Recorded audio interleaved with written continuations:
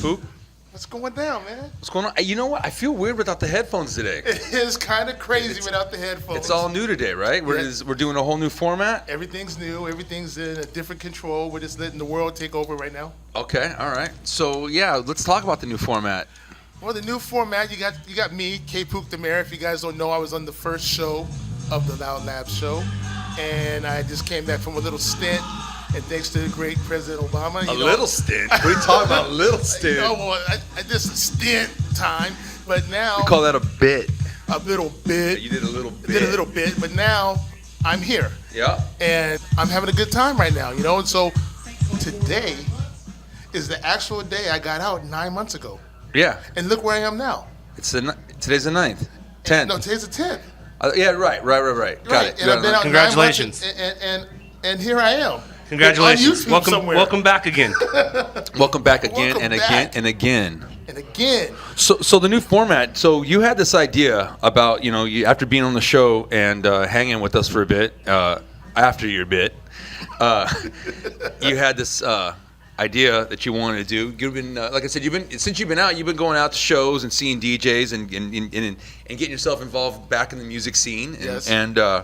So you had this idea that you thought maybe we should start debuting some more, some DJs, some music acts, and kind of spreading our wings a little bit here on the show. Well, I don't want the show to be this one-based mindset. When I came in, I was thinking like, hey, look, there's DJs out there that I know that haven't been talked to, haven't been touched. People don't really know the realness. I want to bring something real to the people. Well, just so you make sure, what we have been bringing to the show is all real shit. It doesn't get any more real than that. You guys have been bringing damn near death to the show. It is death. Real shit. It's all real shit coming on the LOUDLABS show. Yes, all of it. Well, besides the real shit that we see every day, the fires, the car crashes, cars shootings, inside stabbings, drownings, everything, shark bitings, shark awareness. Shark bite. Besides all that, besides all the real shit, all the real shit, we're gonna bring some real people and music. Got it. Cool, man. No, that's awesome. That's like I said, we talked, and I thought it was a really good idea. Scotty thought it was a really good idea, and so here we are. We're doing it. And I gotta thank our man over here, DJ Lou Man. We're bringing him towards the front of the stage with us. He's come to join the crew. So that our house DJ. Welcome, DJ. Yep, house DJ Lou Man. Lou Man's in the house right now. So we're just, we're giving an opportunity to a lot of people right now because I'm getting a second chance opportunity. So I'm gonna give them an opportunity too. Everybody needs an op. Everybody needs an op. But today, I had my first opportunity a long time ago, like maybe 1992, with our guests that are coming to the show today. We have some special guests today. Very special, very close to you, close friends to you. These guys are. They're pretty much probably close friends to everybody in Los Angeles. Yes. They've been close friends to a lot of people in Los Angeles probably throughout the years. 50 million strong somehow, but now they're even closer. They're like cybered out. Right. Well, that's the way of the world now. That's what we're doing now. That's what we're doing here, right? We're trying to connect to a whole nother. The airwaves are still been out there, but it's a whole new way of getting them airwaves to the people. Now we can really talk to extraterrestrials. We can really reach them now. Yeah. No. We're global today. We're global. Whereas before it was just a radio bandwidth. Right. So now, I would like to introduce my first guest to the LOUDLABS show featuring K. Pook the Mayor. And those two guests that I have, their names are Nick V and Eric V, also known as the world famous Baker Boys. Yeah. Mr. Baker Boys, can you please come to the stage? All right. Welcome, hello. World famous. You know what? They're so world famous, they have their own planet. It's called Cybertron. And I'm part of it. So, this first show is dedicated to all the residents of Cybertron. Welcome, gentlemen. Hey, man. Welcome. Thank you for showing. Thank you for coming and doing the show. Anything for K. Pook. It's been a long time since we've seen the brother. We've always supported him. He's always supported us. He was a part of our radio show. How long have you guys known each other? How long have you since '93? Since he's basically that's your you graduated. '93. Yep. Well, no, it had to- Because I was at Power 106. We were at Power 106 on Friday Night Flavors, and you called us up on the phone line. I thought that was '92 because Snoop Dogg's album came out in '92. So you guys met on the radio? Pretty much. Yeah, through the radio? But over the phone. That's how. So he calls in as your first interaction with Pook. Yeah. Yeah. the roll call. We're like that. The roll call. We like to, we're attracted to people that are attracted to us. So we like to invite people in if they're like hearing our frequencies and they want to be a part of it. We're like, come on, Yeah. let's go, let's do it, let's do it. And that's the friendship has lasted this long. Oh yeah. Well, I don't know if Pook's ever dropped a friend. I don't know if No, it just keeps on collecting. right. He just collected. He's a collector. So how long you guys before the Power 106 show were you guys involved in DJing and doing shows and stuff like that? Oh yeah. Nick started DJing when he was 12, Yeah. and the radio thing didn't start till you were what? You were 14, 15? 14, yeah, high school. Yeah. So we were doing radio. We were DJing. Our parents started a teen nightclub in Bakersfield, where we're from, called Vidal's, which was our last name. And Oh, it- okay. So is that where the Baker Boy comes from? Is that where? Bakersfield, So, yeah. so you guys are from Bakersfield. We're originally from Bakersfield, California. Yeah. Oh no shit! All right, that's cool. We'll get into the story how we actually got the name. Yes, Okay. yes. Well, so Vidal's was started mainly for our older brother because he liked to party a lot. Yeah. And so we. Older brothers, that's what they do. Yeah. And so our. I used to get in trouble though. Yeah, he used to get in trouble. That's what we do too. And that's our parents were really cool to allow him to have house parties at our house. Okay. And basically, our parents became friends of his friends because they were having a house party. So they were hiring DJs. They were Right. So we grew up between my sister and my brother, our sister and brother. We grew up listening to Rick James, Cameo, Right. Daz Band, Michael Jackson, all the really good R&B funk Right. stuff. And then with my sister, we grew up listening to the Go-Go's, to Devo, Right. to 80s good to stuff, right. Blondie, to the Ramones, all that stuff, B-52. So Right. we kind of got both spectrums. You got a lot. You guys got We got filled. everything. You got filled. Yeah, so Right. we got the funk and the soul from my brother, and we got the new wave and 80s from my sister. Yep. So we kind of covered the whole gamut. And Nick used to sneak downstairs during these house parties. 12 years old, 11 years old, seeing the girls, seeing the DJs. Started sneaking beers. Right. Before you know it, he's on the dance floor dancing with some girls twice his size. Oh, yeah. 3 times his size. At his age. And his age. Right. And that's always been. So is Nick the oldest out of the two No, of you? I'm older. So what's the age? What's the age of both of you guys right now? Say what? The age. Age has no number. Age has no number. Okay, I like that. All ages. Old enough to have gray hair. Yeah. Right. Okay, well, hey, grown folks. So, at Vidal's, did you guys get special guests to come out there and DJ? No, not there. No. Not there. We had a house DJ, Moses A. Okay. He was the house DJ. He was a big house party DJ and party DJ in Bakersfield that my brother knew. And he got hired to be the resident there. And shortly after a while, Nick started messing with the turntables. He heard about it. He seen it. He got pissed off. And He got pissed off. yeah, he got pissed off because he went to our father and said, like, hey, your son is playing with my equipment. And it's not a toy. Right. It's expensive. It's Okay, I all see. this stuff. So And back then it was expensive. so Friday night we'd have the club night. It'd be packed, 1,000 kids. At your guys' joint. Yeah. At your guys' At the place. club. Now, did you guys have a big place? Out there? Yeah, it's a pretty big size. Yeah. Wait. This was a house. It was a club. No, this was Was it a full-on restaurant club or just Yeah. a club? The A whole top was thing? going to be a restaurant and an older 21 and over bar. That was the plan. Gotcha. And underneath it was Okay. like a dungeon. Got it. But it was just like That's where the dance It is. was like That's an empty shit. hall. Okay, got it. It was an empty Banquet hall. hall. Banquet. Yeah. Okay. Yeah, and there were people looking for something to do, and they would go to our. No, these are all Bakersfield locals that Yeah. are out looking for something to do. Yeah. No shit. So you guys would get 1,000 a night on Friday nights. Friday and just about? Saturday nights. Friday and Saturday. Oh, you guys would go back to back Friday Yeah. and Saturday. Yeah. Jesus Christ. Yeah. So. Money was coming Fucking in. party, man. Yeah, and so after Friday night, Saturday we'd have to go clean the next day. Right. Oh yeah. While I'm Fuck cleaning, we're cleaning or repainting the floor or whatever Right. for the next night. this guy's over there sneaking in the DJ booth, messing with his records, fucking with needles, messing with his turntable, all that stuff. So like I said, he found out about it, got really upset, and told my dad, it's just not a toy. He can't be playing with my stuff. It's expensive equipment. And it happened over and over and over. And eventually, he started taking his power cord away from his setup because it was like a pigtail. Sure, You had to plug it in and rock it in. And rock it. And then Nick V would do what? Oh, you have to splice. You have to get an extension cord. Just fucking cut it, some black tape, Like, okay, boom, red, electrical tape. well, black. Let's put it up in here. No kidding. Needless to say, Moses found extension cords that were spliced in the room. Right. So he put 2 and 2 together. He's still messing with my shit. Right.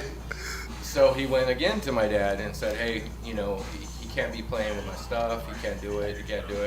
And finally, my dad just had enough. He's like, you know what? How about this? You're fired.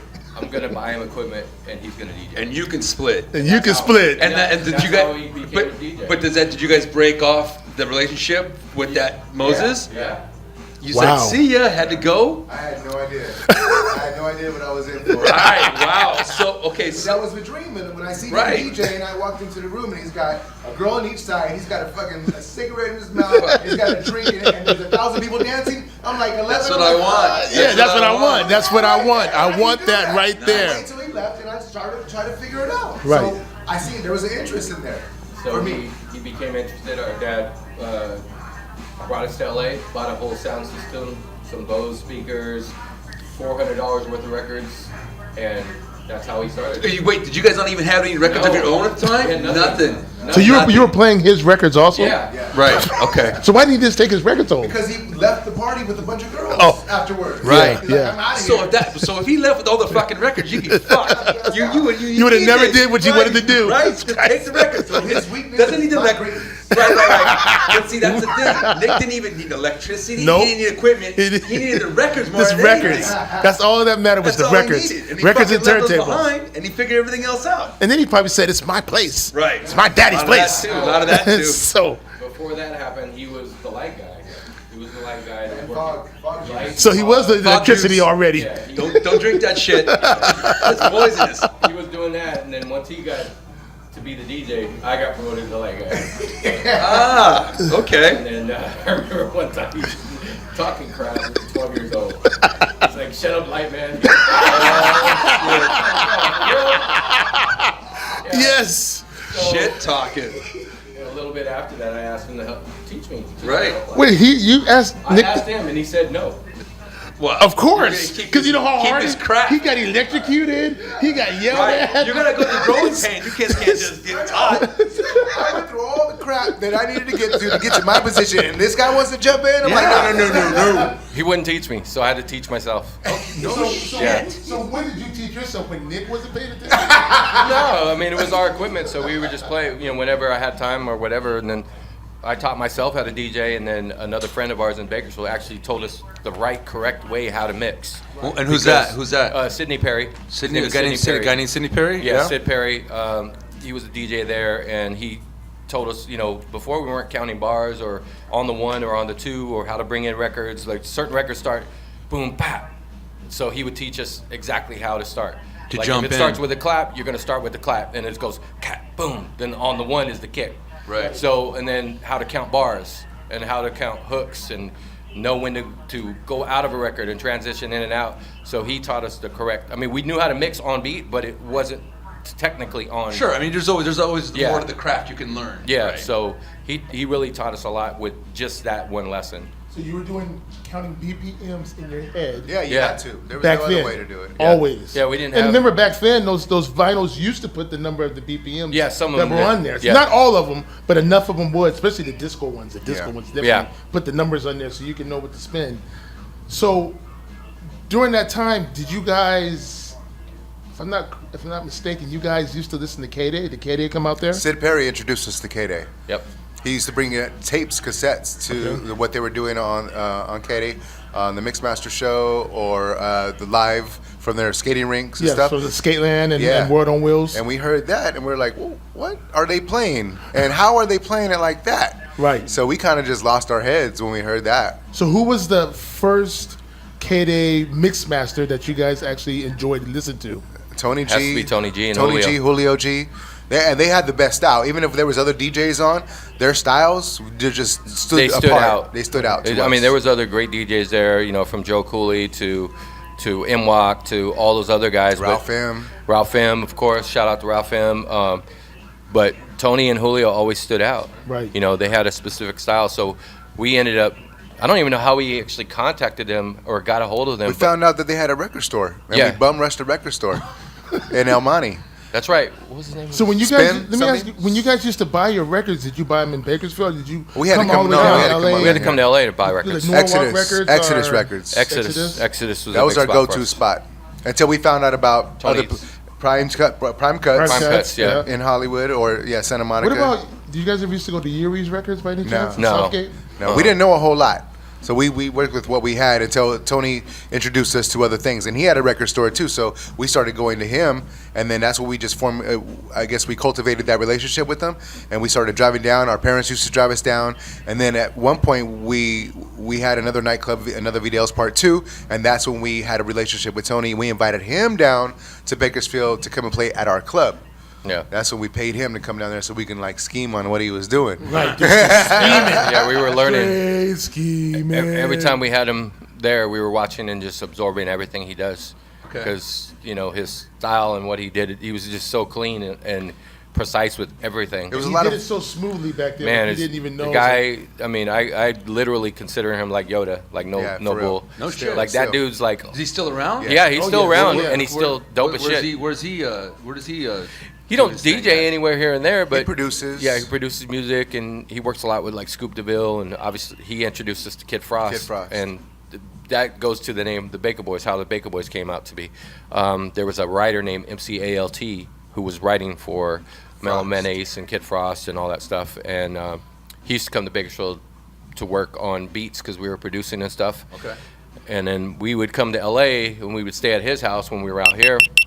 And they're sitting around on a table drinking at his house. We walk in, he's like, "Hey guys, it's the Baker Boys." And we just looked at each other like, "Oh." And how old are you guys at this time when this is all happening? Teenagers. Still teenagers. Yeah. You're still in teenage. So the Baker Boys, like the title you guys would get was from this guy that you guys kind Yeah. of idolized and. Well, the MCALT was the writer. Oh, okay. He was the writer, but he just came out and said the name, and we were just like, "Oh, that's our name then." Right. What year? What year is that? It had to be 1990, 91. 1991. So I got a good question. You guys were doing the club. You had everyone coming to the club, and you guys were getting your. Did you guys do any house? Did you guys DJ any house parties? Once the club shut down, both times we had no choice but to do house parties and create parties. We would do stuff at the fairground. Like armories and yeah, stuff like my that. mom used to go and rent the fairgrounds or the armory, and we would put out flyers. We would skip school and go to all What the do you high mean your mom schools. would rent out the fairgrounds? Yeah, they'd rent out, you know, our family, our parents would, you know, come up That's with money. huge supporting. Yeah, they would rent it out for us to throw parties. That's awesome. Yeah, so The fairgrounds up in Bakersfield. yeah, Bakersfield fairgrounds. fairgrounds. Not the I mean, whole but- entire fairgrounds, just like the one part they Section. would Yeah, call yeah, the armory. yeah, right. Yeah. Harvest I Like mean, a but hall. listen, they had a club. They were gonna let their kids do Right, whatever they no, wanted. no, They yeah, were already I- ready. They were geared for you guys. They liked They entertainment. saw something coming. You know, that's, you know, they knew you guys weren't going to stop, so they just. I you don't know. I don't know what they saw. They just supported the hell out of us. Yeah, And whatever we wanted to do. And we pretty had much. all the equipment from the club. So what are we going to do with that equipment? Right. We got to put it to use. So my dad put together a trailer. It was a mobile setup. My dad was very handy with his hands, and he took a flatbed trailer and he did some welding and stuff like that. And we Built mounted. you guys encased solid mobile Yeah. trailer. You guys could haul the We equipment would back pull and the forth. equipment, pull the trailer in the back, and that would be It was our stage. Oh, that'd be the stage. Yeah. They were like DJ Salinas back then. Yeah, but a lot uglier. But we had all the lights and everything that was in the club, so Right. we would take that. Take it and- all and- down. Oh Yeah. my God! and- What? You and guys put just it up. adapted. You guys adapted Yeah. Totally. basically. I would have Absolutely. loved to have been in Bakersfield back then. Just Yeah, to we've see that. always- Yeah, I can't Adapted. believe, you know, because people been thinking Bakersfield, you know, you drive the 5 freeway through it, you know, and there's nothing but hills and, you know, When I- farmland and shit. Cow manure. There's only two things I think about Bakersfield. Hills have eyes, and the Bakersfield Killers. Yeah. That's the only thing I think about Cottonwood. Bakersfield. Right? Yeah. And the Baker Boys And now. the Baker Boys now. Right, They've right. turned that whole place around. So, did you guys do? How was it high school? The girls knew you guys were DJing. Did you guys do house parties? Did you? You know, we were. Did you have we, a fan base? Like, did they knew? We definitely had a fan base, you know, but you know, we were just grinding. We were just doing what we did, and we stayed out of trouble because we were always in music. We were always trying to do music and do house parties and create parties. Cypress Hill played at my 18th birthday party. Yeah. Oh, that was young. Shit. Cypress You can't be Hill. mad Bro. at That's that. when they were hungry. That's when 91. they first came out. Up in Bakersfield? Yeah, we hired him to come out. Shit. We brought him down. We brought him down. We had Wait, heard. you guys keep saying That means brought you them down, guys knew. But it's up. You guys up in Bakersfield. Yeah, to us it's down. Yeah, because Right. we go down. You go guys down the hill. Down. Right. No, I get it. I know. go But down the hill. But Cypress Hill goes up to Bakersfield and plays for you guys' 18th birthday For party? Nick's birthday, And yeah. For yours. Yeah. Wow. They did the whole. So that was that whole album. That right? was when that album came out. And they were. When the album Before came it blew. out. Before it came out. Well, okay, how many people were at that party? That was a pretty packed party. Yeah, it was a pretty decent party, but you know, like when we first heard it, we were at Mellow Mayonnaise's house outside, sitting because outside. of Sin Dog, Mellow Yeah, Mayonnaise, Sin Dog is his okay. brother, Right. and we were in Southgate, and they were playing it out of this Mustang 5.0.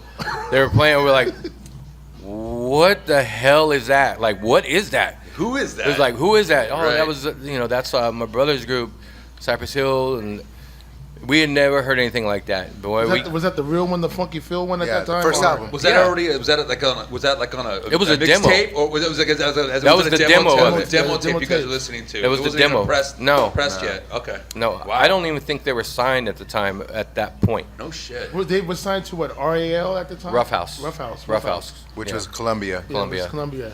And they did everything with Hank Keith and Hank Shockley, right? No, Muggs. Muggs, DJ Muggs did on that everything. first album. DJ Muggs 'Cause did. I remember when they first came out, everybody thought they were from the East Coast. Yeah. Yeah. Because they shot it they shot the video. in They it. shot in New York. Yeah. Yeah. Yeah. Ah, a little trickery right there, huh? Yeah. And Oh, then no, Ice you Cube know- was in the video too. You gotta remember, Ice Cube went And to the Q-Tip East. was in the video. Yeah. See, here's my biggest argument when I talk about Ice Cube. I say Ice Cube always says hip hop started in the West, but he went to the East to go get that album Yeah.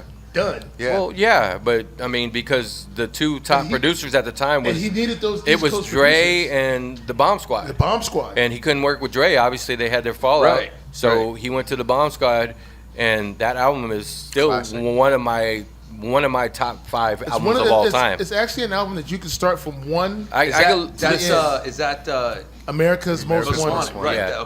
That's his first album, right? Yeah. That's From the the split album. from NWA. I could listen to that all Right? day. Yeah, he was bro. fucking mean. Every fucking Dude. thing he spits is fucking so was just- mean. I heard on that Payback's a album. motherfucking Yeah, right? I love that The album. energy on that album is bananas. Yeah, right? But, No, but the energy on everybody's first album is always like Redman's first album was Yeah. energy. Yeah. Cypress Hill's yeah, first album, yeah. energy. But Cube was fucking angry. Yeah, Like, he he was- was fucking. Oh yeah, because he was I mean, mad at we had Jerry something to Heller. prove. He was mad at Dre, the whole he's everything, mad, he hit Dre, the gang. everybody. He's mad at the whole fucking gang for fucking Yeah. bending over. I think Yeah. the movie the movie really depicts, like, growing up, everyone fucking loved NWA and those guys, but like the movie really depicted a little bit of like what we all kind of knew, but when you see an actor kind of portray it, like that Cube was mad at fucking everybody for fucking bending over, Yeah. and fucking taking it, you Yeah. know, right? Yep. That's kind of what I took from it. That's Well, he was smart and he was the pen. And he was the fucking he was writing all the cool lyrics. Yeah. He had all the flow. He had the best flow. Yeah. Fucking Dre was good. Even Easy was great, but there's nothing better than Cube pointing his fucking hand at you and just screaming and telling Cube was you dope. shit. Yeah. I mean, but delivery. Easy was great because Cube wrote everything for Well, him. yeah, it's Cause Easy he had a just- voice, but Easy he had couldn't the rap, voice. bro. He could not do anything. He could not rap. He You was- know how he you was can tell Easy offbeat. could not rap? Because his son can't rap. All right, let's move on. so, Jesus. so now you've done everything in Bakersfield. We got to Bakersfield. You're growing up. Now, did you guys do radio before coming to Power 106? Oh yeah. Yeah. Yeah. You did radio in Bakersfield? 88. After we heard K-Day and after we fell in love with what they were doing, we tried to get ourselves on the radio Yeah. immediately. We're like, yeah, we want to do that. Okay. We want to do what they want to do. I remember, and Eric is going to laugh, that we went to like a Toys R Us because they already had these little microphones, these little frequency microphones. Yeah, We're already laughing. for real, bro. I remember Like him. we did that. Yeah, we did it. We tore it. We took the microphone apart and we plugged up our turntables to the receiver of that little microphone to transmit into the radio. So we could hear ourselves in the car. Wait, Nick, let me. First, you were the lighting fog guy, Yeah. right? Then you took stuff out. Electrician. You were a genius of electrician already. Not afraid of electricity. We're gonna take this frequency chip, which is super smart. If it'll broadcast to the radio, why not? We just hook up our turntables so it'll broadcast to the radio. Yep. And we did it. And we went out to the car and it was on. Right? Yeah. Oh my God. Yeah. So over and over and over again, it's all about adapting. It's all about doing what you want to do and figuring out how to get done. No matter what, no matter who says you can't do it. Yeah. Right. Because we got turned down how many times? Many times. The biggest radio stations in Bakersfield, Q94.1, they're like, no. KKXX, hell no. You have no experience. You're young Mexican kids. You're 16, 18 I think years it's because old. you were a Mexican. Probably. Wait. So how many radio stations are there in Bakersfield that you guys got turned down from? At that Like point, a handful? that was two. Two. There's really the only two two. biggest ones. So, okay, right? but did you guys get your start in Bakersfield eventually? We did. Yeah. Okay. So back again to our father, he used to do business with a station called 13K, and so they were like an AM station, and it was actually classic rock during the week. So he went to the owner and said, "Hey, my sons want to do a show on your station. You know, what is it gonna cost, or what do we have to do?" So he was like, "Okay, $75 a week." So while Nick was in school, I was out hustling trying to sell advertising, which I had no idea what I was doing. Yeah. So Who took you? Kevin Rush. Yeah, Kevin Rush was a AE over there, one of the account executives, sales guy, and he At that radio station. Yeah. Okay. And he would take me out to try to get some business, and show you kind of how he hustles. Yeah. And does it. Okay. Mm-hmm. We had like little one sheets of the map and how many people it reaches and all that stuff. So Right. we were trying to just get enough money to do our pay the weekly set show for the week, right? Because we weren't getting paid. We actually had to pay to be on there. Right. Exactly. We had no radio experience whatsoever, and so we got on the show. So start at 7, 8 o'clock when we get on. We're going from like AC/DC and classic rock shit, Right. to like Jazzy Jeff and Fresh Prince Stevie B. Stevie B, Two Live Crew, Trenier, Pretty Debbie Poison. Deb. When it actually all came Right. out. So the segue was straight from, like you said, classic rock, Boston, and all that Yeah. stuff, and then boom, right? Exactly. Into you guys' stuff. Yeah. So And how long did you guys? What was your set? How long were you guys' set? It was 5 hours. 5 hours. Friday and Saturday nights. Wow. Fuck, Yeah. they let you turn you guys loose for 5 hours? Yeah. Well, $75 is definitely worth it, right? Right? and no radio experience, no schooling, no nothing. I think our favorite word back then was If you listen to old tapes, it was like coming up we got and because we didn't know what we were doing. Okay, let me ask you those. When you say radio experience, I mean, look, we don't have any like webcast experience or radio experience, but basically all it is just timing, knowing to come in and out. Like you pick all that up right on the fly, and you kind of just learn your groove, right? Well, it was a one-man show. I was on the microphone. He was on the turntable. I wouldn't talk He would not talk whatsoever. So it was all Nick for the minute, for a long time. It was for the 5 hours, not the yeah. minute. But even now, since I've known the Bigger Boys for a long time, Eric V will speak just what he needs to speak. If he knows he's got 25 words, he's going to give you exactly 25, and he's going to be done with it, and Nick V just run with it. Because Eric is a man who speaks with his hands. Gotcha. I don't know about all that, but The most amazing mix in the world. Yeah, man. So along with that going on, so let's move. When did Power 106? How'd you get to Power 106? How'd you end up coming to Big Bad Los Angeles? after 13K, they flipped the format, so we basically didn't have no place to go. They went to country. What did they flip the format to? They went to country. Oh, they How had long, the how long big were you guys flip. there for? We were there for like Summer. Yeah, like a summer. One summer, 3 months. Yeah, 3 something like months. that. 1988. But So they flipped the format. Yeah, but we made enough noise on that one summer. Like, there was a cruising strip called Chester Avenue in Bakersfield where everybody cruised. Right. Almost everybody on that strip was listening to us. Nice. Not the big FM station. They were all listening to what we were doing and what we were playing, because it wasn't Phil Collins, it wasn't Paula Madonna. Abdul, it wasn't Madonna, it wasn't all that top. It was you guys. Pop stuff. Yeah, it was Two all Live Crew. Yeah. Yeah, it was Two Live Crew. all that stuff. What else was there? MC Shidey. Yeah.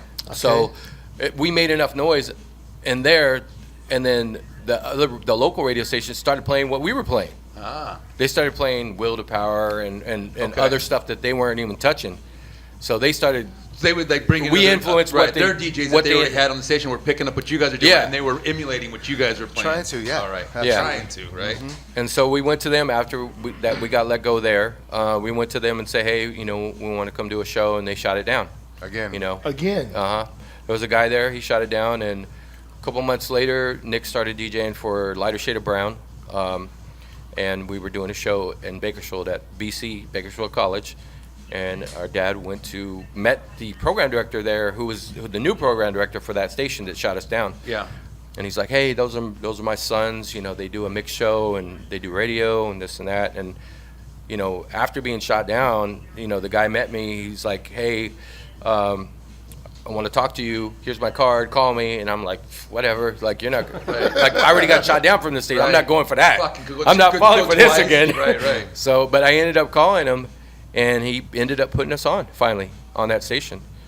And And what year is that? 91. 91. You guys get your Yeah. your first like big radio, like FM. Is that FM. FM. It was the big station there. Yeah. It was KKXX. And on the weekends, we had like a 46 share. It was ridiculous. Like, there was no contest. Nobody was even close to us. And 46 share. Like, what does that mean? Is that out of like 100, or how do they count That's that? like out of the whole market. Like 46 share, like say we had 46% of whatever, the nearest one would probably be like 10% or Wow. or Wow. or 12, or nobody was close. And you got to remember, you got to know, not remember, but Bakersfield is a country town. Sure. Yeah, it's- Country Yeah. music. Yeah. Country music is king in Bakersfield. Still is. Like you Right. said, KUZZ, it was the biggest thing ever, and we hated it. I mean, it was with a passion. I mean, we liked Public Enemy. Sure. We liked Cypress Hill. We Right, liked all right. this music. And so when we got on the air, we shut them up, basically. And they wanted to keep us there. They offered us a full-time job. But by then, we had already made friends with Tony G. We started producing music. We started coming back and forth to Los Angeles, working with Kid Frost, working with Mellow Mayonnaise, working with AOT, and so on and so forth. So we were in and out of LA a lot. We were driving back and forth, Right. So one of these times, we were working, I think, with Yo-Yo and Ice Cube at that time. Our studio session got canceled. So we were looking around Los Angeles. Okay, well, what are you going to do? Drive home? Or we're going to start calling up our friends, Profile Records, Priority Records, Delicious Vinyl Records. What's going down? Can we come through? One of them said yes. That was Profile Records. Bruce Reiner was there. We hung out with him for a little bit. And it was coming upon dinner time, 5, 6 o'clock. He's like, I'm going to go to dinner with a couple of my friends. You guys want to come? Like, yeah, we'll go. we'll Hop go. in a car. We drove him. He's like, can we go by and pick up my buddy? Like, cool. We go pick up Harold Austin, who's a new music director at 92.3 The Beat.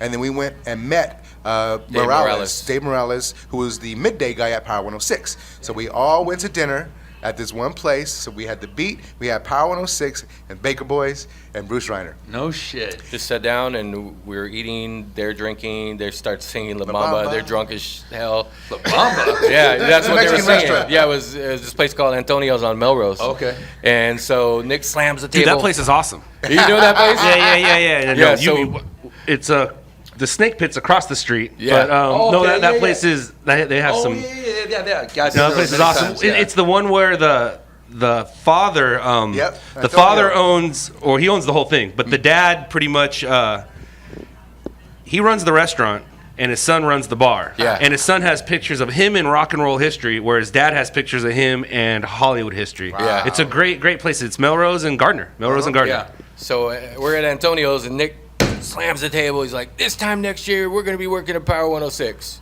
That's exactly what he said. Now you could have said The Beat, but you said Power. Yeah, he 106. said Power 106. And Why? I don't know. I don't know. We didn't really listen to The Beat. Power 106 was the big radio station. Okay. When we would drive to LA, we would That's tune what you in and we'd listened be to. like, wow, Yeah. this sounds so cool, sounds so big, and it's Los Angeles. Yeah. And we never thought about working at Power 106. We were already working with Ice Cube. We were working with Right. The Far Side. So We're did working you with, guys think you're gonna kind of like you're like moving on to like producing and going Yeah. and going with bands and That's stuff like where that, we were and DJs going. that kind of thing, not so Absolutely. much radio. Yeah, we were keen on producing, and then this happened, the dinner, and then he hit the table, said that, threw it out there, and then later out that night we're walking outside, and Morales is like, "Hey man, you may think I'm full of shit and I'm drunk, and I am." Well, I was just about to ask you, was he That's- drunk, Morales? of course. He was, You yeah. I remember that guy. He was drunk. He's like, "But man, you know what? We're trying to start a hip hop show at Power, and I think you guys would be perfect for this I want to introduce you to Rick. I want to bring your name into Rick, you know. And we just recently found out the reason that happened is because Morales had got approached to do a hip hop show, but he already had so much on his plate, he didn't want to do it. Oh, okay. He's like, I don't want to do another night. Okay. So he kind of like used us as like, hey, here's my out. There's your guys'. Here's my out. These guys will fill the day, fill the night. So he's like, we put a demo together. We gave it to him at the Gavin in San Francisco. I guess he gave it to Rick, and then Rick heard it. Rick Cummings. What is your demo? When you do a demo to be on a radio show, what is that comprised of? It was I mean, just it was like our you guys stuff. just doing an hour-long show. It was you guys- basically our stuff that we did on the FM station in KKXX. Bakersfield. Bits and pieces and just put it together and shoot it out. Yeah, we just gave him. It was like an air check. Yeah, air check Okay. of what we did on the air. You know, of what we were talking about or how we were on the air. And Right. I mean, so it's like a pretend show that you guys are kind of. No, No, this it's is the show. What they do is it's their show and they just get it, cut it up, and put it all in one Okay. little package and Yeah. say, "This is what we sound like on the air." Okay. Yeah. So he calls me up on a Wednesday. He's like, bro, can you, or Tuesday, or that was like a Tuesday or something like that. He calls up. He's like, bro, Rick wants to meet with you guys. Can you come down? It's like, yeah, okay, we'll come down. So we come down on a Wednesday. And I always say this every time because it's really important to me. Before we walk into 2600 West Olive, I tell him, look, I tell Nick, and I said, if we get this, cool. If we don't, cool. yeah, we're cool. We're good. regardless, We're so- we're on our way. Yeah. We're Yeah. doing what we want to do. It's producing music and being, real close with the artist. Yeah. And so we go in to meet with Rick Cummings, who was the program director, and he's like, I listened to the cassette, cassette at the time, Right. the air check. He said, I don't know what it is. He's like, I don't know what it is, but there's something there, and I know it. I feel it. Like I don't know how to describe anything, whatever you guys are doing or whatever it is, there's something there. I feel it, I know it. He's like, I want you guys to do this hip hop show. And we're like, okay. Like, well, when do you want us to start? He's like, Friday. He's like, Friday. he was right back and forth Wow. in his chair. He's Wow. like, waving his hair. Friday? Is that okay with you guys? Right. Yeah. Now We listen, had- I want to say something. Were you guys ready for a Friday though? I mean, were you? I mean, No. We were still living in Bakersfield at that time. No. I met Rick Cummings through them, and Rick Cummings is the coolest dude in the world. I mean, he had open arms for me. He like opened the door for me. I remember being sitting in his office with my feet on the desk. Yeah. He was a cool dude. So for him to say that, it just makes nothing but sense. Because he was like, it's almost like he was like a '60s child saying, "I don't know what this is, but just let it go." I don't care. Like he's doing yoga and everything. Like it sounds wonderful. Let it flow. And from my experience with knowing the Baker Boys, with knowing Rick Cummings, with being at Power 106, you could not say he was like how Jerry Buss loved Magic Johnson. Right. He loved Magic. That was his son. That's how Rick Cummings felt about these two right here, and I can tell you that personally. Wow. And so, they had some imaging from their sister station, Hot 97, basic generic hip hop Friday nights, like basic stuff. They had like a couple liners. So we took those and went back to Bakersfield and created elements for the show, imaging. 2 days before the show. Yeah, 2 days before. Mind you, they didn't have. Well, the other part of the story is like he's like, well, you got to do your mixes on reel to reel and play them. When can you turn your mixes in? I was like, no, we don't do that. We don't do it that way. Like we do live. And he's like, well, what if it skips? And I said, then it skips. Then it skips. It lets them know you're live. Right. What's the big It's deal? not going to end the world because the record skipped. Right on. Right on. Well, And for the so- old school cats, it was like, the Right, worst right. thing No, on the yeah, planet. Well, you got to else- remember some of those new cats at FM. They didn't really, those PDs and those MDs. They didn't really listen to KDA and know that all that stuff was live, Yeah. live from the Casa, live from World on Yeah. Worlds, live from live from we weren't Skateland. we weren't reinventing the wheel. It had already been done. They were used to this. Just roll on the tape, and then we could cut and slice and make sure. But No. they were. I mean, but that was. They were. It sounds like they were real stiff, and they had like no idea No. about how it was all getting done. No. In your guys' world. No, not at all. And That's why they brought us in. Right. No, You're that's what I'm saying. perfect. It's like I don't know what this is, but I fucking like it. yeah, everybody else there was pre-recording their mixes, and turning them to reel every week and all that stuff like Right. that. We're like, no, we're doing it live. So that brought us to our next problem. Now, were they ready? Okay, I got one more question. Were they ready for that? I mean, did they had no idea how that gets done? No, then Wow. they didn't have a mix room at the time. Right. So you guys had basically pushed all that into Power 106. Absolutely. Wow. 100%. They had a newsroom, and we went to look to see. You're like, where- all this shit's got to go. Yeah. Take all this shit We're out like- of here. Take this shit. We're like, okay, Tables here. like- fucking monitors there. We could set our turntables here and this and that, and then they brought in Tom Koza, who was the engineer, and we told him what we need. We need an RCA output. We need this. We need that. Right. And he wired He it. did it all. Put Fucking it got into the dialed board in. where And we, you made his day. where we can bring the pot up. You know, the pot up where he can The mix room pot. the mix room pot. Right, yeah, yeah. And the newsroom became the mix room. Wow. So Wow, that's fucking awesome. yeah, so that's how it started, and that's how we started one night a week at Power for it was about 3 or 4 months, I think. Okay. That we were doing, so we were driving back and forth every Friday. Okay. Every and Friday so from the Bakersfield. week, so just the one show a week, basically. Yeah. And then you guys are doing your own business Yeah. and working with artists, you know, in Bakersfield and communicating with and doing you guys stuff on the side still too, Yeah. right? Yeah. I mean, you guys were Yeah. multitasking. Yeah, Yeah. totally. Okay. And so we were doing that show once a week, driving back and forth from LA to Bakersfield to LA, and we'd have to bring our turntables and our records every single week and set up every single week. Was that a hassle? That was starting, was it starting to become a fucking. It was a pain, and it was a pain, but we did They're it. mobile DJs. I mean, No, I yeah. get right. I mean, you guys Come on, kind of man, used to they it. had the trailer that Right. went to the spot. No, there was no trailer. But do they finally, does Power 106 finally buy you guys, buy the equipment you guys need? I mean, that came later. Later? But yeah, but so we did that, and all he pulled us into another meeting. He's like, "Hey, man, I want to talk to you guys about doing something more." He's like, "All my other jocks are telling me that what's up with these guys? Like, what's going on with them? Like, there's something like." They're telling me that they're Are they on the cool side of it? Yeah, Or no, okay. they're listening to us. They're like, This is good. like my jocks are telling me, when my jocks are telling me that you guys are doing something and it's cool, like that means a lot. Right. So he took that and he's like, I want to put you guys on overnights and try you out, as a regular, as a regular jocks. On air slot. Yeah.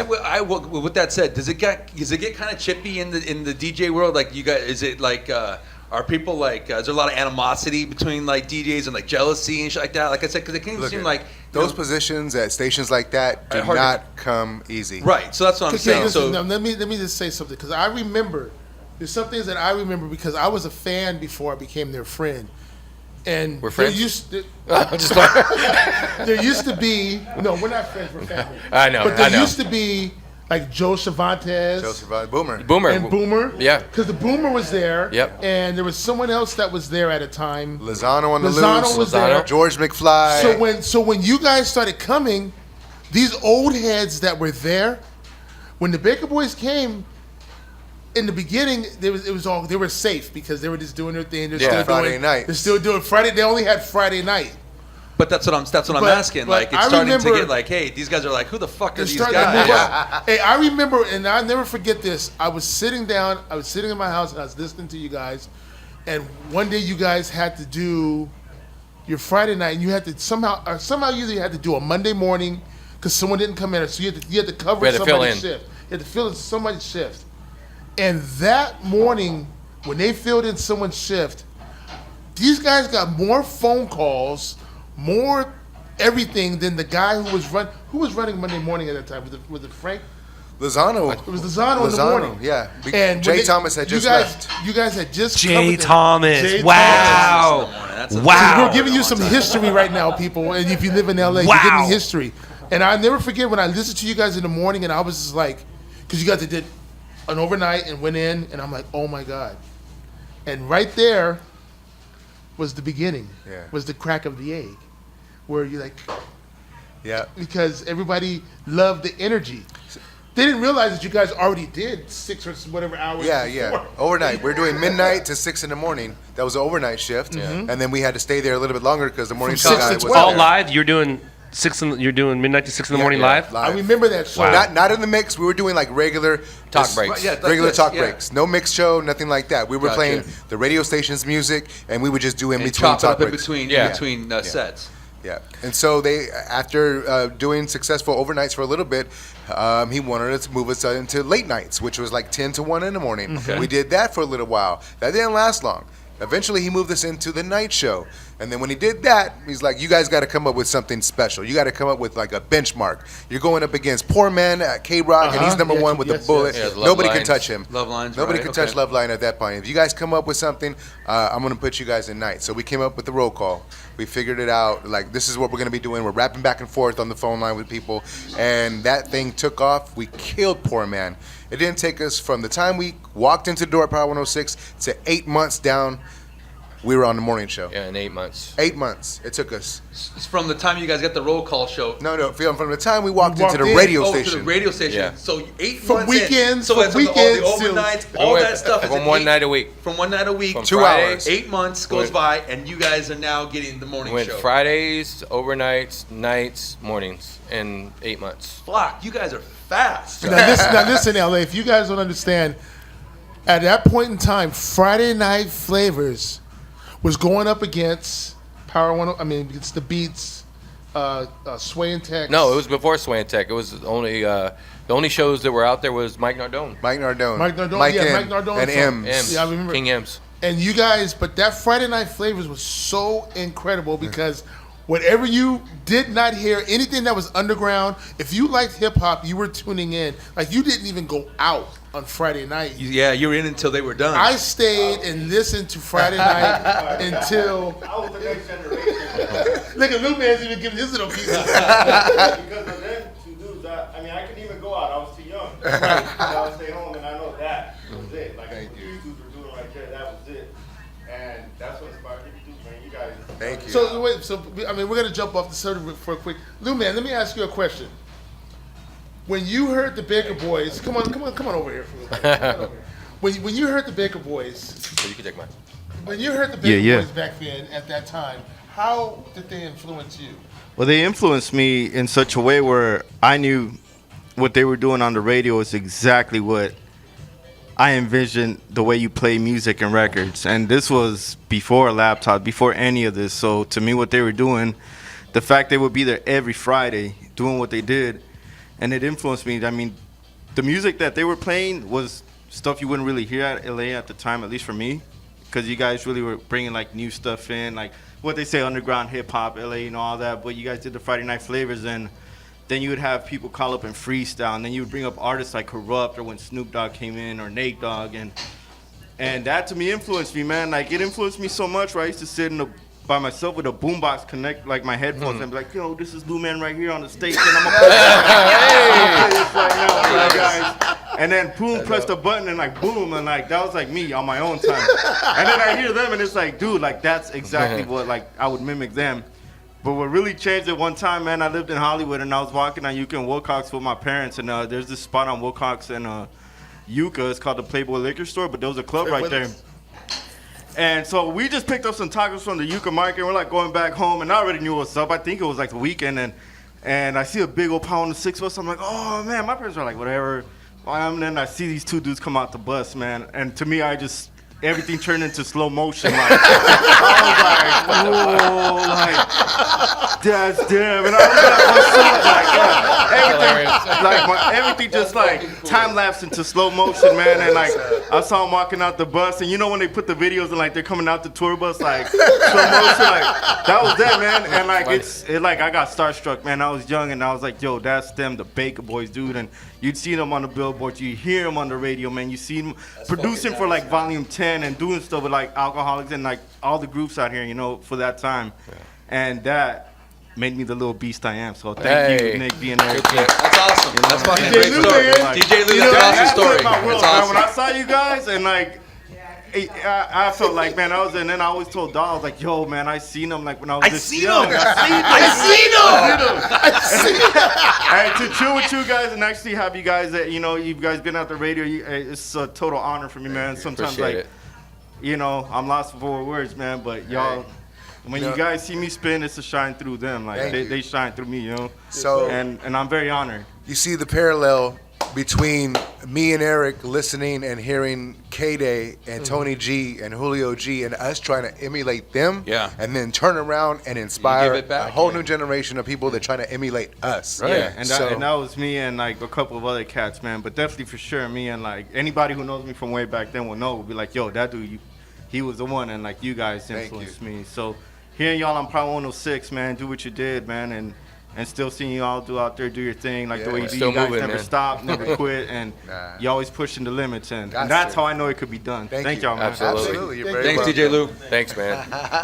That's a great story, man. Yeah, is that fucking awesome? You guys are slow mo. You guys get Yeah. the slow mo treatment. You got the slow-mo. I love it, brother. I love it. We had a funny thing. But you guys, I mean, you guys, you know, you guys, I mean, I'm your friend. You know what I'm saying? I've been your, so I see Wait, I you thought guys, we were family, bro. Okay. You just changed it, man. I'm out of here. I'm the F, okay? I'm the F to you guys, and to hear a story like that, and then I have my own stories. I got millions of them. You know, I remember going to the house and just freezing because Eric V and Nick loved their apartment freezing cold. Yeah. And I would think like, they're computers, because computers need cold. Oh, they're computers? Oh man, they're sick with it. Androids. Androids. One thing I can tell you is that I would never ever. I mean, I got a lot of never evers forgets, but there's one thing I really would never forget was one day I'm at their apartment in the Oakwood, and I'm in there. We call it the Jokewood, but the yeah. Jokewood. I'm With in all there the Disney sleep. kids? Exactly. I'm sleeping, and then Nick tells me, "Hey man, I gotta produce this song real quick." I'm like, "Who?" He's all, "Volume 10's about to come here in about 25 minutes, and I gotta produce this song." And I'm not lying. This guy grabbed the SB 1200. I come in the room with him, and he pushes about 17 buttons quick. And comes up with pistol grip pump. Like that. Like I saw it. I saw him do this real quick, put it together, laid it down, and then volume 10 came. And did he do it in the closet? Or No. He did the vocals at Power. Did the vocals at He Power? did the demo at Power. But I remember Nick just putting it together, and I was just like, "Oh my God, this was like incredible." When people don't understand, these guys are producers. Yeah. Can you please just elaborate on who you have produced? What songs you have produced? Wow, it has to start with Kid Frost, Melaminace, ALT, remix for the Far Side, remix for that's Your Cypress Mama- Hill, Your Mama remix. Your Mama remix for the Far Side, Yo. Yo-Yo. Well, can you tell us the song? You know, you got people watching. They want to know, because they might go back and go, "Let me see what these guys really produced." Shoot. For Yo-Yo, what was it? Do you remember? Shit Don't Stink okay. and Can you handle it? Can You Handle It? That's did off our two. second album. Okay. Yeah. Who else? We did Back from the Dead for House House of of Pain. Mm-hmm. They still actually open with that song. They open with that record at their every show. time. Okay. At their, Which is cool. We got to get Lito in here so we can talk about that. We worked with the Hooligans before the Hooligans was Alchemist. Right. He was And Scott Conn. Scott Conn. Shoot, Eric V, help me out here. I mean, it was a lot of the 90s What I mean to stuff. say, you guys have a jacket full of people you've produced, and people wouldn't have no idea unless they understood and looked at the credit. Well, yeah, they would definitely do that, but once Power 106 hit, that kind of just stopped. It sucked up. We all had of no our more energy. time to do producing. It took away from our producing time. Right. So okay, back to that. So when you guys start the morning show, how intense was that? I mean, after that, I mean, it pretty much was like that's every morning. Yeah, every morning. So you guys are fucking super busy, and you had to kind of put that stuff to the side. Yeah. I mean, And they not lived to in the side, and but they lived in the Jokewood. in the Jokewood. They Yeah. lived in the Jokewood, so they were close to the station. So how did the morning show change your guys' lives? It changed our lives and just sleeping. The sleeping patterns changed. The sleep, but we would be out at a club late that night And just doing a roll club in. and wake up and still do the Yeah. show. But we You also said wake up. Yeah, we would like sleep 3-4 hours and go do the show. But also at the same time, when we were doing the morning show, we didn't know what we were doing. We had no clue.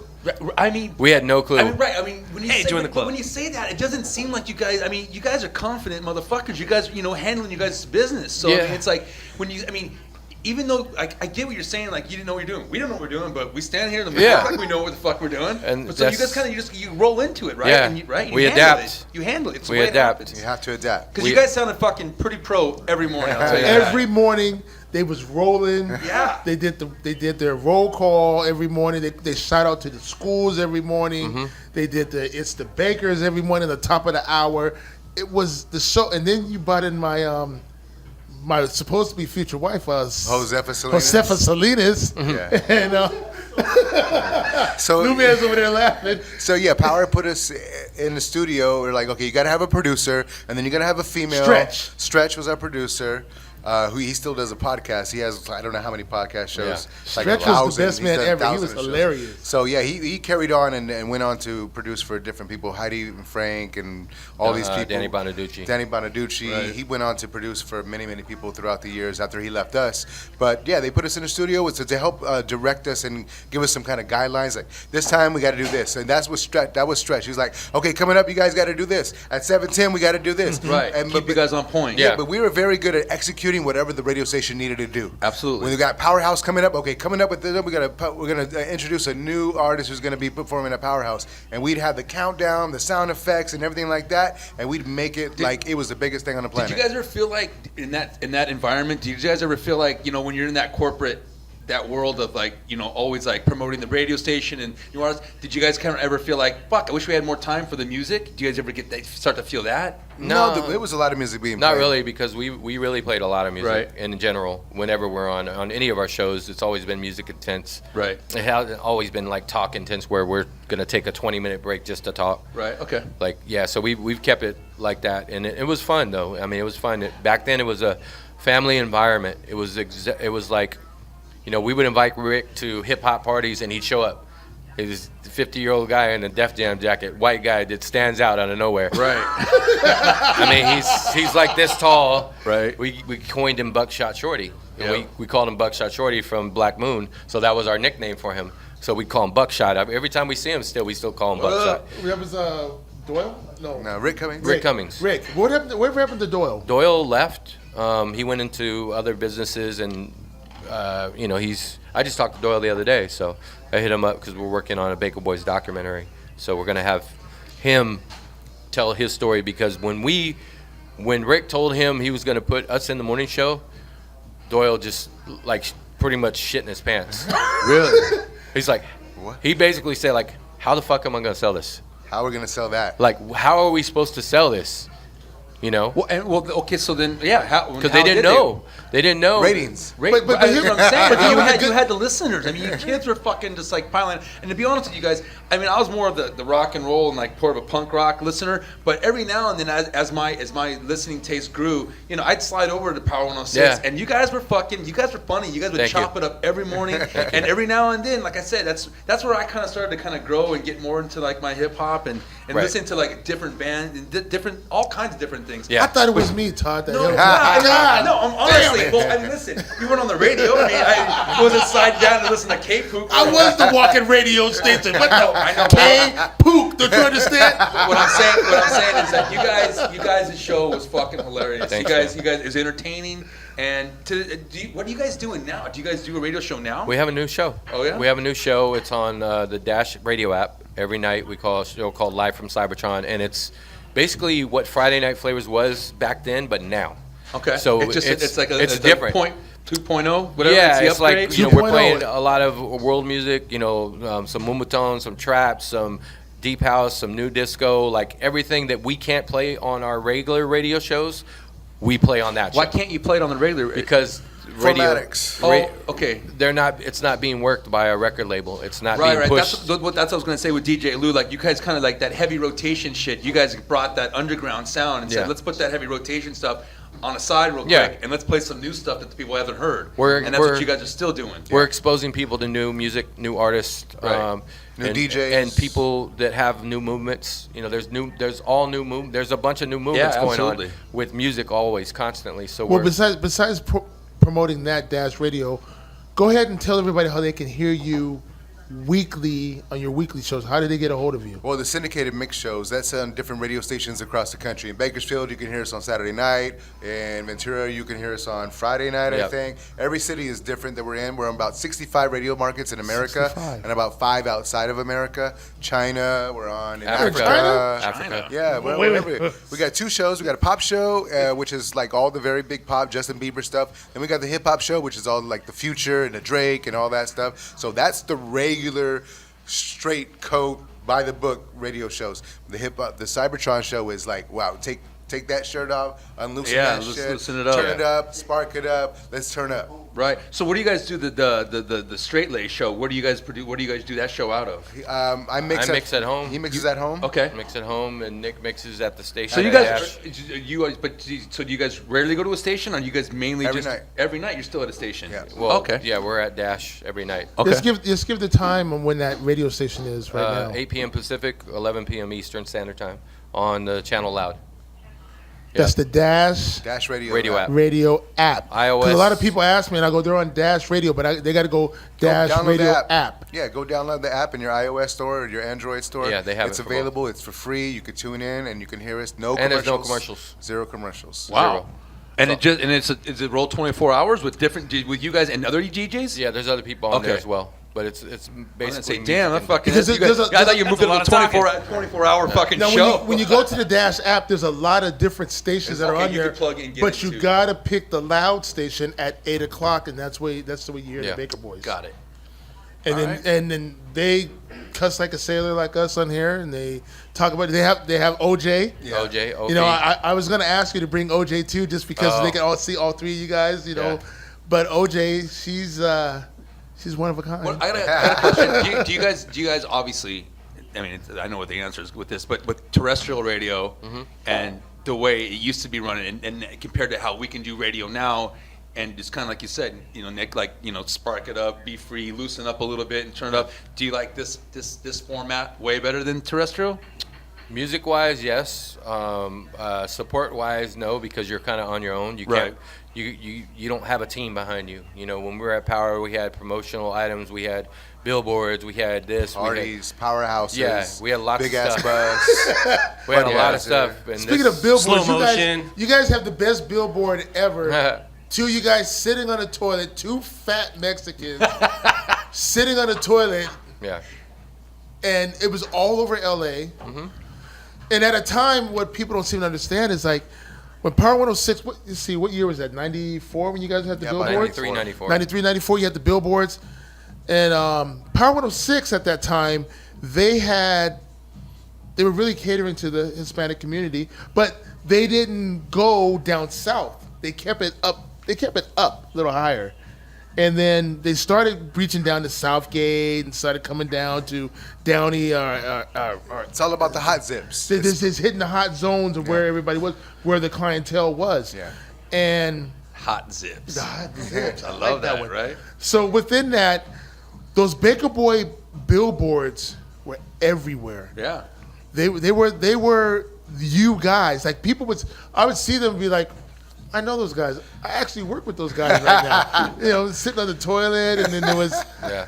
I mean, do you guys still have any of those? Do you have the old cards? We have the little cards, the little billboard cards. Yeah. It's been incredible if you guys would have had some of the billboards. I was telling him, I don't know if this is correct, but the first time I met you guys, because when we used to, one of our old friends used to do T-shirts for Yeah, you guys. You yeah. guys know Fred and all that stuff. And remember that guy, John? Was that guy named? Was it John? John, That we used to, was a fucking boy. Yeah, old John, John. Boy. Yeah, John Fucking Boy. painting everyone's ass, right? John Boy. So we used to drop those off. But the first time I met you and Big Boy, didn't you guys do remember off the 605 there's a club called Peppers? Yeah, for sure. Right, and you guys used to have the parties there. Yeah. And I remember dropping off because Fred'd be like, "Come on, you're going with me. I got to drop off T-shirts." And we'd be fucking boxes and boxes and loading, and then load them onto you guys' bus and all that. But I walked in to the first time, watching you guys, do your thing.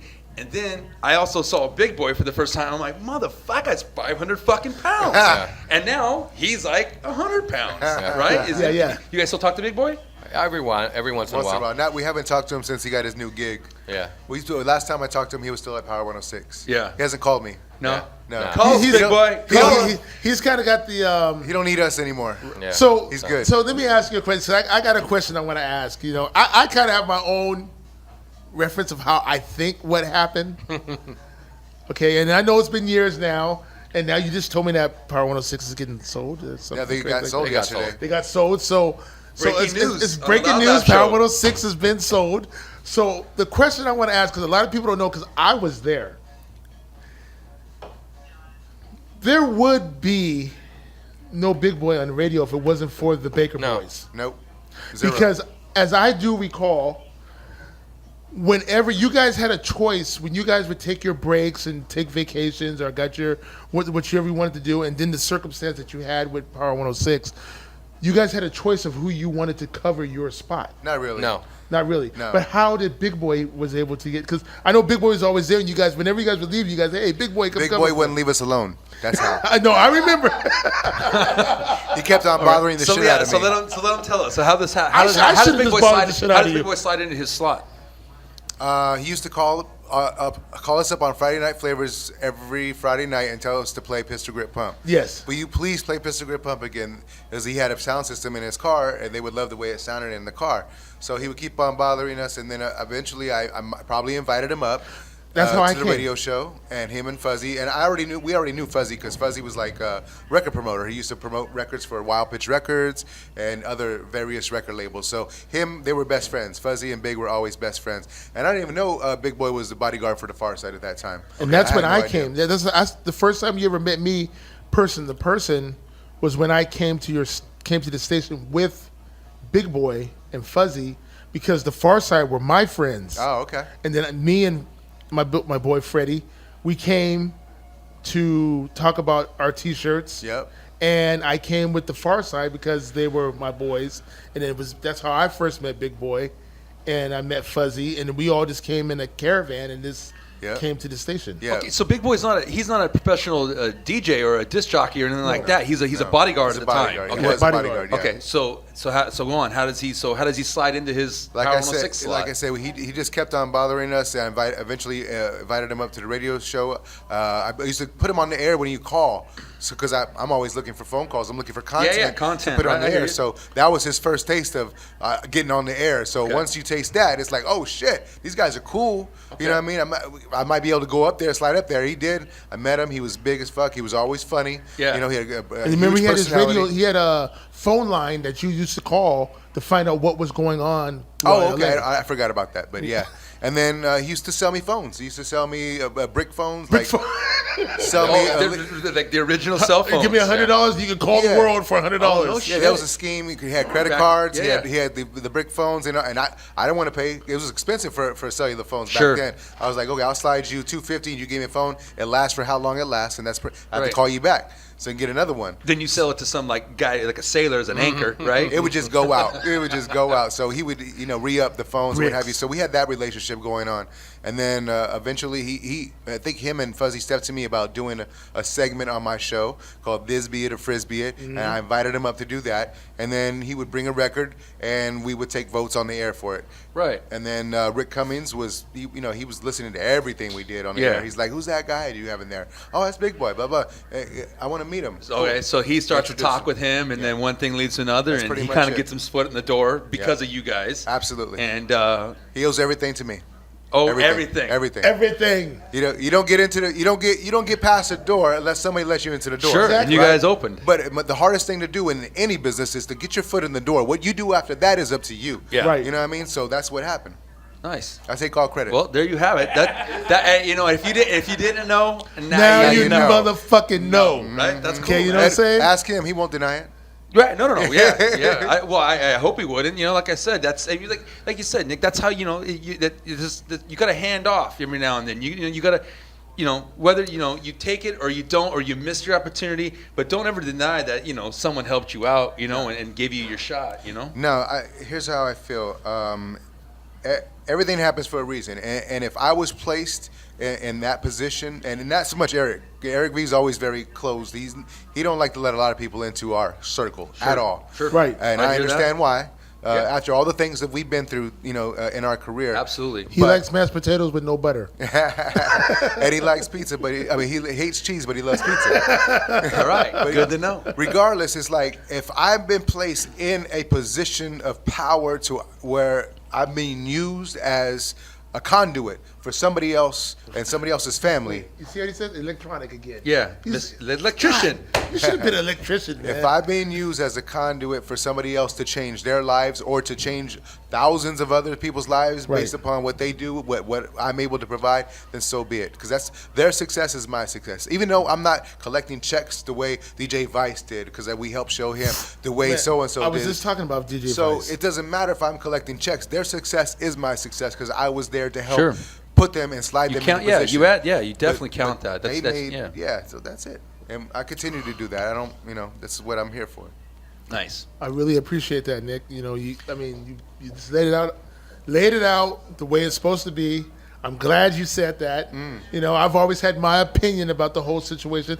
I love Big Boy, I love you guys, but I know that his success wouldn't be without the Baker Boys. It's just an opportunity. He took the opportunity and ran with it. Yeah, he was, but he was supposed to do what he was supposed to do at that time because you guys were having a difference between Power 106, and Power 106 saw that guy and said, "Hey, we can pay you this. It's Come corporate. on in," and It's corporate. It's corporate. It's bottom line. And if you have someone who doesn't really understand corporate, just come in and they just throw a number at you, and you've never seen that. You're the number. next one in line to get used. Right. Exactly. That's and it. you got, and obviously you guys you've been aware of that, and you guys have been looking out for that your guys' whole career, right? Yeah, that shit we learned the happens. hard way. We learned Right? the hard No, way. yeah, right. I mean, you obviously, I mean, you guys are kind of like the predecessors of that, of getting Power 106 into that genre, Yeah. and helping them kind of, forge through that forest. For sure. You guys are the first ones, and they took what you guys taught them actually, Absolutely. and now spun it to their advantage. Yeah, they've been using it and squeezing it, and now that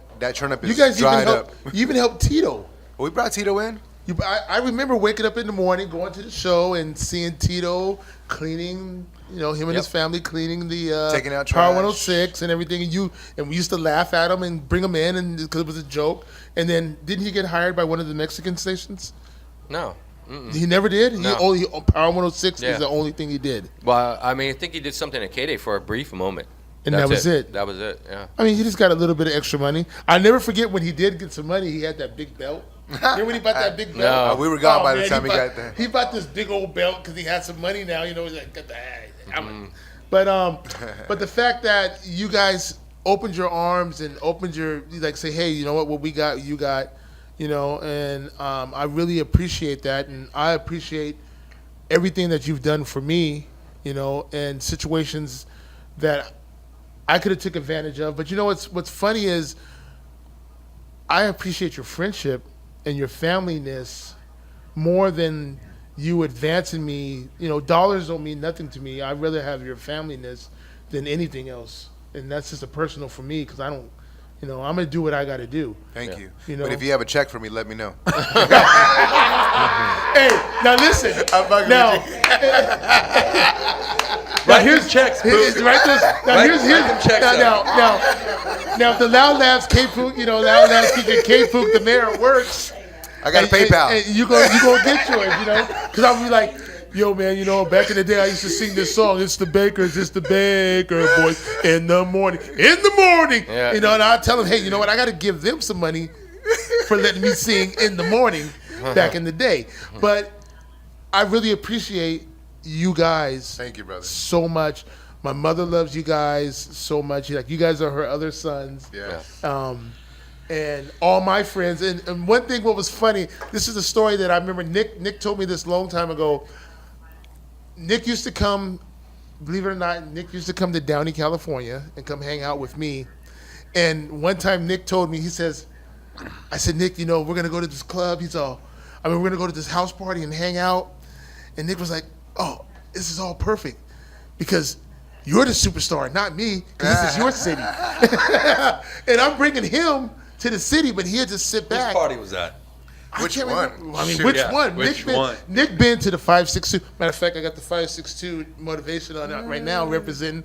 But Nick used to come to the 562 a lot. For you guys out there in the 562 who didn't know, he was there hanging out. Eric V was back at home doing his thing, in the iceberg, in the igloo, doing his thing. Chilling. Chilling. But Nick and I have had a couple of rodeos, and we've had some fun. But I can honestly say between Nick and Eric, if I was to say that I ever had any brothers in my life, these are my brothers from another mother. These two right Mexicans? Here. These two Mexicans. I can't call them fat Mexicans because they're not fat Mexicans anymore. I gotta These que- two Mexicans. Are you guys working with any artists right now? Anything current right now? Not really. I mean, Nick might be. He produces more than me. I really don't. I have a love-hate relationship with music. It's mostly hate. Right? Why? But, because I can't force myself to be creative if I don't feel creative. No, I totally I just- understand I that. can't, right? I mean, like- there's no forcing the creativity. If You it's can't not force there, it. it's not there. And when it comes, it comes. It comes, yeah. You If know, it it's happens, 3 it o'clock in happens. the morning. You know, Yep. I'm saying I feel you on that one. Eric. so- That's how. Yeah, that's Todd's an how- artist. He did this art that's up on the wall. All this No, art okay. that's here is Beautiful. done by. Nice. The creative, the brick. You know, I that's like I said. You know, I'm in a little bit of a fucking love-hate relationship with the Yeah. art right now because right now I just haven't had any like motivation to. You know, we've been doing this and this is kind of fun. Yeah, so, it's fun. And I've kind of I just kind of sidestepped it for a minute, but there's It'll no come back. there's no sense in the there's like you said there's no. I'd rather fucking hate it than force it. You can't force it. It'll never come out right. Yeah, it's forced. Right. It doesn't good comes out of that. Nothing. No, I mean nothing. Nothing. You can force something to come out, but like you said, it's You won't save it. yeah, you it's won't nothing love you it. want to look at and cherish and look at and Yeah. And all, share. but- and share. Yeah, absolutely, absolutely. Yeah, I'll work with artists whenever I can, but same thing with the music. I'm more of a producer. I'll go in and I'll start getting down, and then once I hit a stride, I'm going in. I'm gonna You go all rock in. 3 songs tonight. I'm gonna be able to do that, but I have to be in a certain space to be able Right. to do that. So And the moment's got to get you there. yeah, right? And the absolutely. moment's gotta Whatever get you that is, there. it might be anger. I was angry the other day. I was sad. I was upset, and I was like, this is a moment where I might be able to pull something out. Yep. But I was just so upset I couldn't even focus on what I needed to do. But when I get into a stride, I'm gonna knock something out. And it's gonna be dope. And love it. Like the other day, we had an artist in, and I was like, wow, she's pretty dope. I have a song that you might be able to get on. So I sent her that. So hopefully she'll jump on it. That's cool. Yeah. That's really cool, For man. real. And so, what do we got next here, Poop? Well, what I want to add, we're gonna get ready to closing because we got something special for them. I got a little surprise for them. Okay. But what I want to ask is, Nick and Eric, where do you see you guys in the next 5 years? I'll let you go. That's a hard answer. That's a hard question to answer. Okay, Obviously, this is Well, maybe my- not where you my- see yourself. Where do you want to Let's be? not- let's Maybe not it's a even go that two-part. far, Where do you 'cause see 5 yourself is and where big. do you want to Because be? they asked me 5. Where do you see yourself in 2020? That's 3 years away. That's 2.5 years away from now. Where do you see yourself, guy? Where do you see yourself in 2020? it really depends if Trump is still president or not.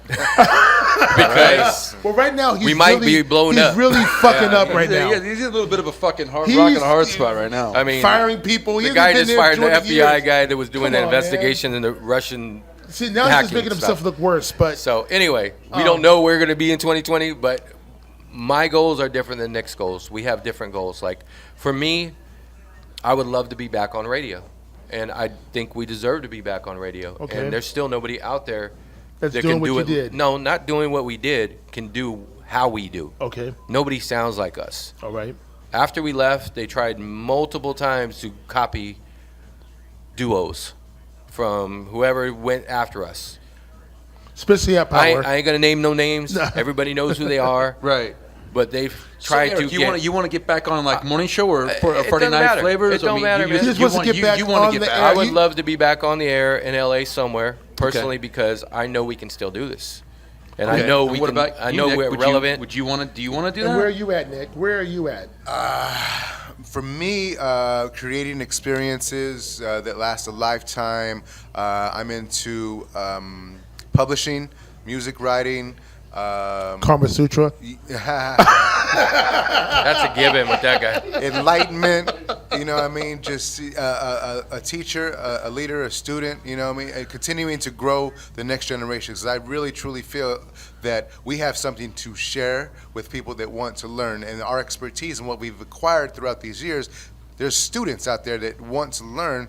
There's a student, you know what I mean? Like, let's share DJ this Lou. knowledge with them so they can carry our legacy on. I would like to see new Baker boys. I would like to see new Baker girls. I would like to see a new unit taught by us of how to get down like we get You down guys for the maybe next just run 20 your own years. radio station. well, How about let that? No, I me- mean that's the bigger. That's or how the about other that? part You of- run the whole. You guys run the whole operation. That's the other Night, part of. morning to night. Yeah. The whole. The whole I couldn't deal with the politics of that personally.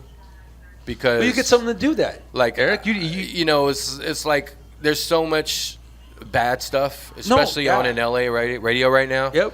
And I couldn't deal But with that's what I'm saying. that. If you got somebody to run the day-to-day shit, and you guys just concentrate on the talent, I mean, Yeah. fuck. That's Yeah. and that's what you're saying right there, Nick. Like you guys could really be a stronghold in this city again, and really be just pushing out and tapping and grabbing a hold of people that otherwise couldn't get it out. Yeah.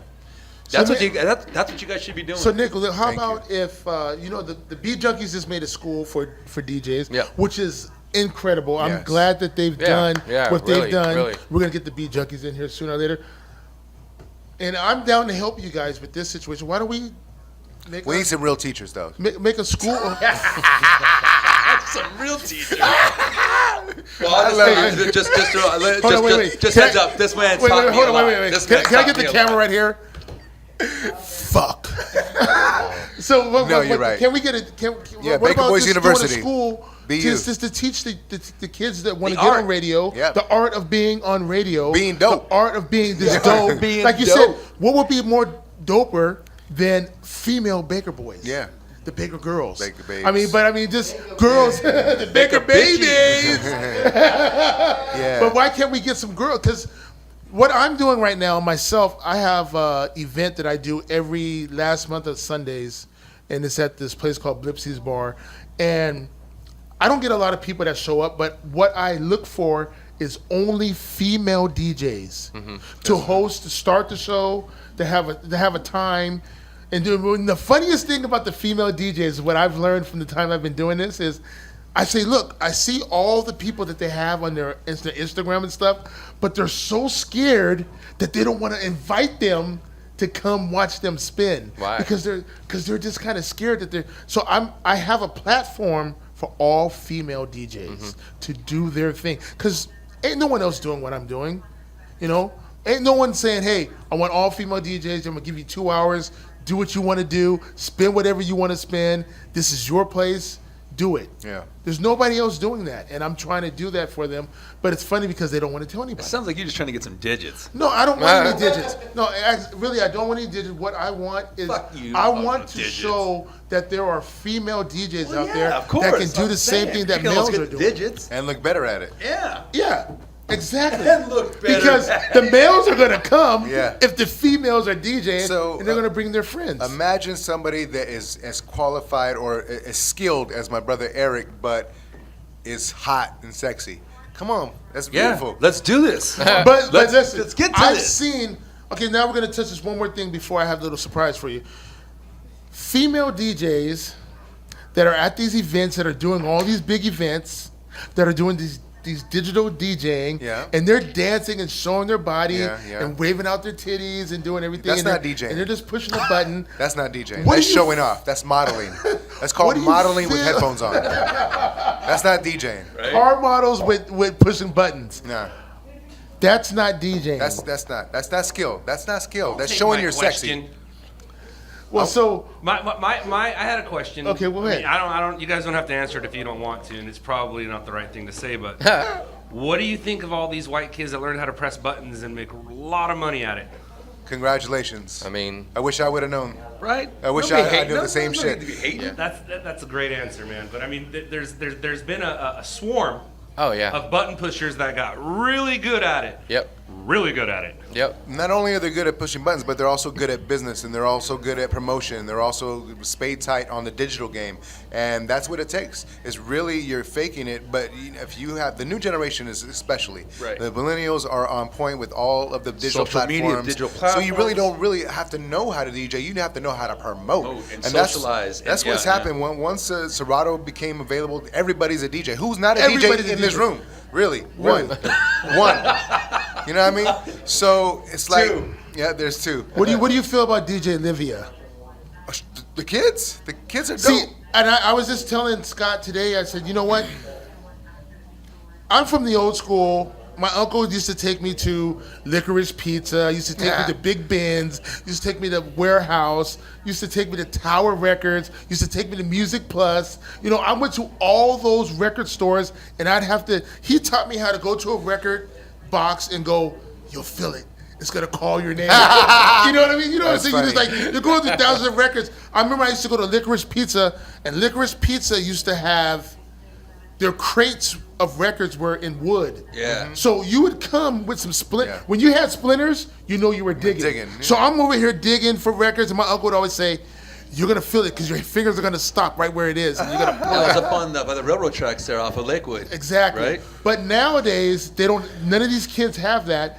And for a person like DJ Livia and the other two girls that just bounce around and dance with their hats on and change time, I give them a pass on DJing because the millennium is all about pushing buttons and doing Different what they time. have to It's do. a different time. But some of the guys, I mean, I respect like you, J-Rock, DJ Ice, Icy Ice, Mr. Chalk, the whole Beat Junkie crew, the whole Qbert, all of them, because it's like you guys are saying, look, we carried records and we got back pains for thousands of years, and now we got something easy. We can make this easier for us. But if you ask us to grab a piece of vinyl, we're gonna do the same Oh, thing. we'll get down on the wax. We're gonna get down If on the need wax. be, yeah. But for some of this Generation Y, that's just like, oh, I'm gonna just push these buttons and make stuff happen.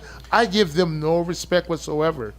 And when I come to this is like a girl like DJ Olivia and the other two twins, with them, what they're doing, I'm so happy because they're keeping hip hop alive. Yeah. In a sense, but they don't really know. Like when she's doing a dedication to Snoop Dogg or a dedication to Dr. Dre or DJ Quick, she really doesn't know. She just knows how to cut it up. She got great parents. And great parents. There it is. That taught her and her. But her family is great because everyone in the family is DJing. Yeah. So it's good. But I also feel that it's good for them. Because they're not going to ever pick up a piece of vinyl. And maybe at the home they're listening to it, but when they're DJing, they're not going to really know what it's going to take to really be, or really go. They miss the whole, I'm going to go to a record store and I'm going to dig It's not for their that fault. record. Yeah, And it's not their fault. You They're supposed to go forward. But you gotta allow the space, the gap. You got for the. I mean, it's not their fault. Like Nick just said, it's like things are gonna come. Things are different. The future's moving ahead of us faster than we can grasp and get a hold of it. I mean, so the way that they're doing it now is just a product of the time. That's Yeah. it. It's your environment, whatever the your environment environment. you grew up in. If we didn't grow up in the time we grew up in, we may never not had have that, yeah. done that as Right. well. You know, if we didn't come here to LA at that time, Power 106 may not have played hip hop. Right. And there may Right. It might be just- Can you it just- imagine that? You know what I mean? Yeah. Imagine No, that. you're right. You can't That would be a imagine weird- Power that'd be a 106 weird not thing. playing hip hop Because and you- being the hip hop station Yeah. it is But you got to today. realize at one point in time, it was K-Day was the original 1580 K-Day was your, I'm going to bring New York over to LA. It was your station that played hip hop. Yeah. Because when Power first came out, it was not playing any of that. No, it wasn't. And this new K-Day, when I listen to the new K-Day, I'm like, when they say I'm going way back, and I'm like, They're not They're going only way going back. back to 2002. Well, okay, wait. I got another question. So what was Power 106 playing before you guys showed up? I mean, because what was the rotation Was that there? pop music? We were doing, it was more pop. They're playing Chenier. They're No, playing. no. They weren't even playing that. No. They were playing Paula Abdul, UB40. So it was a pop, station. The Yeah, pop. the The Donna. pop 40 shit. Yeah, top 40 stuff. Right, okay. Yeah, top 40. It was basically Jay Thomas. what Kiss Yeah, Jay was. Thomas, right, It was right. kind of like what Kiss was. Kiss. Gotcha. Yeah, Jay Back in Thomas the and day. Rick Dees were going back and forth Yeah. with each other. Right. Who was the biggest station Yeah. in LA at the time? Right. So there was just all pop. I mean, so Power 106, because we graduated in '91. So Power 106, even from 80s, like late 80s, was it still, that was all Rick Dees and Jay Thomas, like just pop music, Yeah. power, top 40 shit. Totally. Okay. One step forward, two steps back. Yeah. So All right, so Baker Boys, we're gonna come very close to an end here, but before we do end, I do want you guys to let all the audiences know where they can hear you, where they can listen all the time, All right. and when does it come on your syndicated show, and where you are on every day. Well, the syndicated show is going to be tough because it's different cities, different Right. times. Well, you got this is cyberspace right now. No, I get it, but I don't know all the radio stations and every time for Okay, every well, radio okay. station. But I would say the safest thing to do is go to the Baker Boys Instagram. Everything is up there. We post everything up there. We have the Facebook fan page, Twitter, of course, at the Baker Boys, TheBakaBoyz, across all the platforms there. And our daily show, we post every day of who's going to be on the show, when they're going to be there, pictures of while they're there. You know, we take video footage of everything that happens within the studio while we have our guests. Post it up there. So that's it right now. The YouTube channel's in the works. We're going to start producing content on there outside of what we do on the air, because I think that's necessary. Like, you can hear us on the air live, but it's different actually with the visual. Like right here is great. This is something new that we don't have this. We don't have a sit down where we have multiple cameras going on at all times. It's like audio, and you're lucky to get us on Instagram Live on some visual. Sure. And you know how one-dimensional that is. Yeah. So Instagram Live and at Facebook, the Baker Boys. and Dash. Dash Radio app every night, 8 to 11 West Coast time. I'm hooking And that then- one up on my phone now. Thank you. And 6 a.m. it's a replay. So on Monday night, on Tuesday morning, Monday night show will play at 6 a.m. on the same channel, Dash. Cool. Loud channel, 6 a.m. Okay. All right. Well, right now, you know, we have MCs. You know, when MCs come to a radio station, you guys have all done this. You ask them to do a freestyle. Yeah. But with MCs, they do that nowadays. They bring out their phone and they're reading their phone. They're like, hit the hop, hip, hip, hop, and they're doing everything what they have to do. But what I want to do is something a little different. Okay. Okay. So what I have is called cooking in the kitchen. Okay.